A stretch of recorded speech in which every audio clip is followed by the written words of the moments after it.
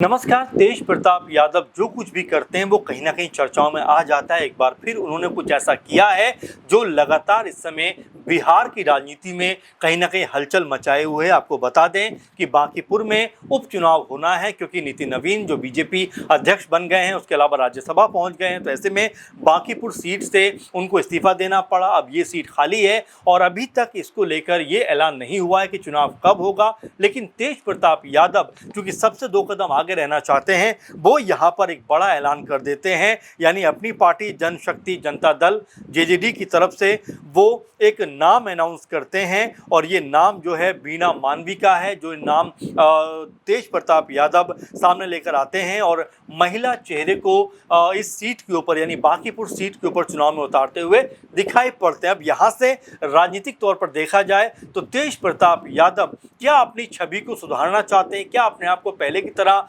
कह सकते हैं कि जो मजबूत राजनेता बनाना चाहते हैं, क्योंकि महिलाओं के लिहाज से देखें तो कई तरह के आरोप उनके ऊपर लगे। जब शादी हुई उनकी पत्नी ऐश्वर्या राय जब उनकी पत्नी बनी, उसके कुछ समय के बाद वो डाइवोर्स के लिए चले जाते हैं, अभी भी वो मामला चल रहा है। वहीं अनुष्का यादव के साथ में उनके फोटो वायरल हो जाते हैं, उनको लेकर भी तमाम तरह की खबरें निकल के सामने आती हैं। फिर ये खबर आती है कि वो यानी तेज प्रताप यादव जो है अनुष्का यादव के घर में घुसते हुए दिखाई पड़ते हैं। उनके भाई जो हैं आकाश यादव, वो तमाम तरह के आरोप लगाते हैं, एफआईआर दर्ज करवाते हैं और यहाँ तक कहते हैं कि उनको धमकियां भरे फ़ोन आते हैं। और फिर उसकी जो पलटवार में तेज प्रताप यादव भी आकाश यादव के ऊपर जो है मामला दर्ज कराते हैं, शिकायत दर्ज कराते हैं। तो कुल मिला जुलाकर तेज प्रताप यादव जो हैं वो कई तरह से जो है फंसे हुए दिखाई पड़ते हैं। कई तरह से उनकी जो एक इमेज है उसके ऊपर तमाम तरह के सवाल खड़े होते हैं, क्योंकि जब उनके ऊपर अनुष्का यादव के तमाम फोटो वायरल हुए तब उनके परिवार के लोगों ने ही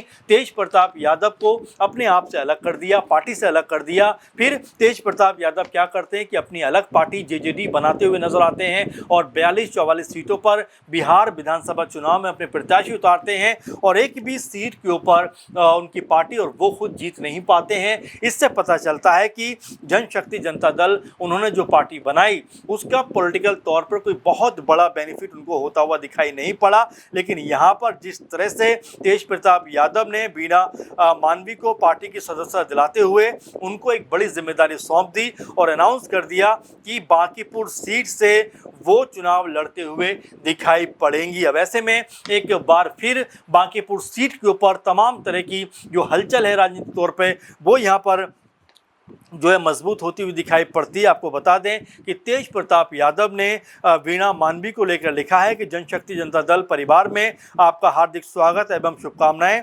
आज व्यवस्था एवं समृद्ध महिला विकास मंच की कमेटी के तत्वाधान में बीणा मानवी ने जनशक्ति जनता दल की सदस्यता ग्रहण करके पार्टी परिवार का हिस्सा बनने का निर्णय लिया है। इस अवसर पर पार्टी नेतृत्व द्वारा उन्हें हार्दिक बधाई एवं उज्ज्वल राजनीतिक भविष्य की शुभकामनाएं दी गई। इसके साथ ही उन्होंने आगे लिखा, साथ ही आगामी बांकीपुर विधानसभा से जनशक्ति जनता दल की ओर से उन्हें संभावित प्रत्याशी के रूप में संगठनात्मक जिम्मेदारी प्रदान करने एवं विधानसभा चुनाव में पार्टी का प्रतिनिधित्व कराने का निर्णय लिया गया है। हमें पूर्ण विश्वास है कि बीणा मानवी जी अपने समर्पण, सेवा भाव एवं जनहित के प्रति प्रतिबद्धता के साथ क्षेत्र की जनता की आवाज़ बनकर संगठन को नई ऊंचाइयों तक पहुंचाने में अपनी महत्वपूर्ण भूमिका निभाएंगी। जनशक्ति जनता दल उनके उज्ज्वल राजनीतिक एवं सफल जनसेवा की मंगल कामना करता है। और ये अपने आप में जो ट्वीट तेज प्रताप यादव ने किया है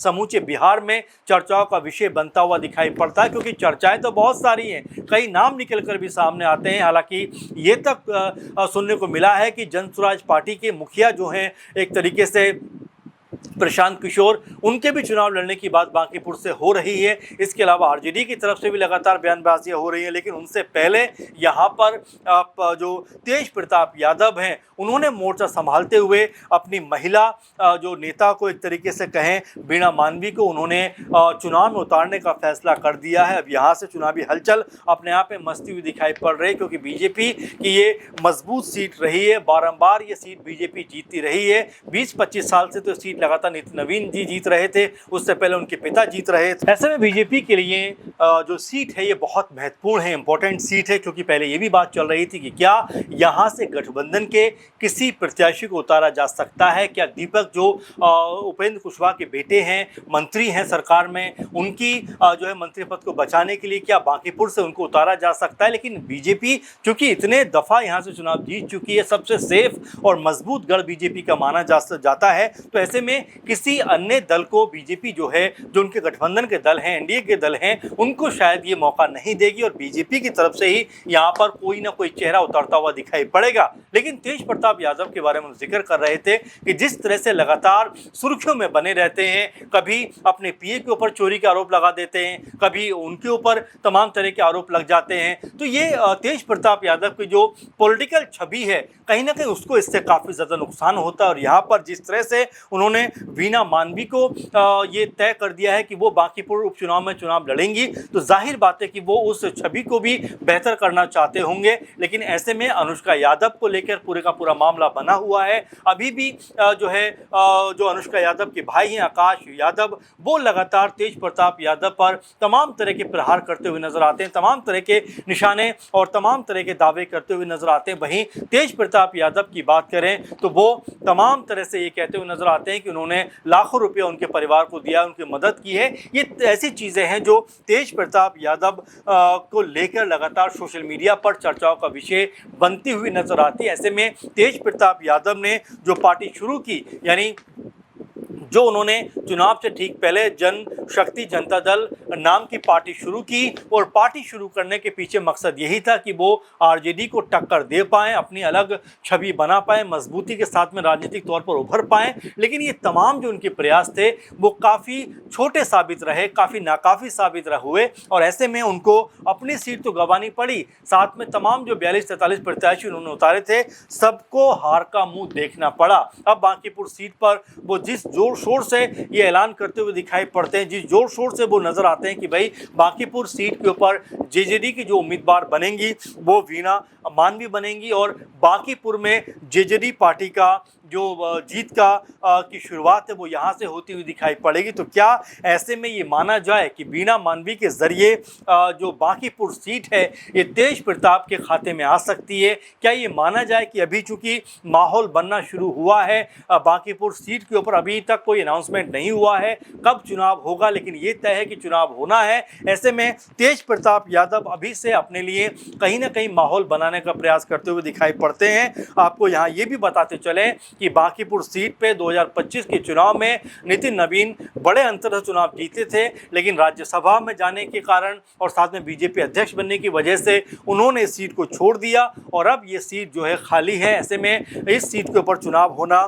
बहुत जल्दी हो सकता है कि इसकी डेट भी कंफर्म हो जाए, इसकी तारीख भी सामने आ जाए, लेकिन फिलहाल तो अभी इसके बारे में कोई भी जानकारी नहीं है कि कब चुनाव होगा। लेकिन तेज प्रताप यादव ने अभी से जिस तरह से माहौल बनाना शुरू कर दिया है, अभी से जिस तरह से अपने पक्ष में जो है लोगों को कहीं ना कहीं विवश करने का प्रयास किया है कि वो उनके बारे में सोचें, उन्होंने जो प्रत्याशी उतारी हैं वीणा मानवी उनके बारे में सोचें। तो ऐसे में तेज प्रताप यादव का जो रुख है वो किसी भी तरह से ये नहीं है कि जो है बाकी पार्टियों के साथ में अनाउंसमेंट किया जाए, बल्कि उनका रुख ये है कि पहले से पहले हम अनाउंसमेंट कर देंगे तो कहीं ना कहीं उनके पक्ष में एक माहौल बनता हुआ दिखाई पड़ सकता है। लेकिन क्या वीणा मानवी वो चेहरा है जो एक तरीके से यहाँ तेज प्रताप यादव के लिए जीत का खाता खुलवा सकती हैं? क्या जेजेडी का यहाँ से खाता खुलता हुआ दिखाई पड़ेगा? क्योंकि जैसा हमने लगातार इस बात को बताया इस प्रोग्राम में कि बांकीपुर सीट जो बीजेपी की सबसे मजबूत और सेफ सीटों में से एक है, वहाँ पर दिग्गज से दिग्गज जो नेता होते हैं वो भी बीजेपी के प्रत्याशी को नहीं हरा पाए, और 30-40 साल से तो लगातार बीजेपी की जो ताकत है, जो मजबूती है, वो बांकीपुर पे नज़र आती है। और इस बार भी चूँकि जो नितिन नवीन है चुनाव जीते ही थे, लेकिन जिस तरह से राज्यसभा उनको जाना पड़ा, फिर इस सीट को छोड़ना पड़ा, उसके बाद ये सीट लगातार चर्चाओं में है। अब अब इस सीट के ऊपर जनसुराज की नज़रें भी बनी हुई हैं, आरजेडी की नज़रें बनी हुई हैं और इसी बीच जेजेडी की तरफ से जो अनाउंसमेंट हुआ है वो कितना कारगर जेजेडी के लिए होगा ये तो आने वाला वक्त बताएगा। लेकिन तेज प्रताप यादव ने वीणा मानवी को चुनाव में उतारने का जो फैसला किया है, जो ऐलान किया है, उससे ऐसा लगता है कि वो अपनी छवि को सुधारना चाहते हैं और कहीं ना कहीं ये बताना चाहते हैं कि उनके मन में महिलाओं के लिए बहुत ज़्यादा आदर है। अब ऐसे में आप इन तमाम एक्टिविटी को, तमाम तरह से जो सक्रियता दिखा रहे हैं तेज प्रताप यादव, उसको आप कैसे देखते हैं ज़रूर कमेंट करके बताइए। फिलहाल के प्रोग्राम में बस इतना ही। आप लगातार हमारे साथ जुड़े रहिए, अपने सुझाव, अपने कमेंट भी हम तक पहुंचाते रहिए। अगले प्रोग्राम में फिर आपसे मुलाकात होगी। नमस्कार।